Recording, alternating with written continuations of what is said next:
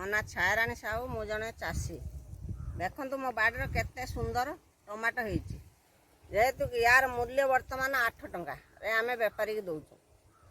ସେମାନେ କେତେ ବିକୁଛନ୍ତି ଆମେ ଜାଣିନୁ।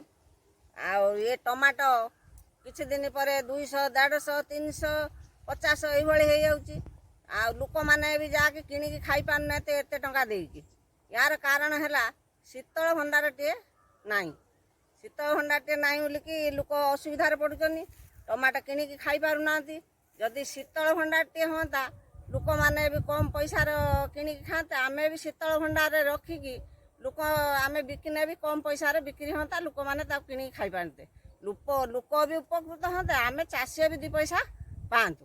ଆଉ ଶୀତଳ ଭଣ୍ଡାରଟିଏ ନାହିଁ ବୋଲି ଆମେ କିଛି କରିପାରୁନୁ। ସବୁ ଚାଷୀଙ୍କୁ ମୋର ଅନୁରୋଧ, ସବୁ ଚାଷୀ ବି ଚାଷ କରନ୍ତୁ ଏଇଭଳିଆ। ଶୀତଳ ଭଣ୍ଡାରଟିଏ ହେଲେ, ମୁଁ ପୂର୍ବ ସରକାର ତ ଯାହା କଲେ, ମୁଁ ବର୍ତ୍ତମାନ ମୋହନ ମାଝୀ ସରକାରକୁ ଅନୁରୋଧ କରୁଛି, ଗୁହାରି କରୁଛି, ଏ ଶୀତଳ ଭଣ୍ଡାରଟିଏ ପ୍ରତ୍ୟେକ ପଞ୍ଚାୟତରେ କରନ୍ତୁ। ଚାଷୀ ଉପକୃତ ହେବା ସଙ୍ଗେ ସଙ୍ଗେ ଲୋକମାନେ ବି କମ୍ ପଇସାର ଏକୁ କିଣିକି ଖାଇପାରିବେ।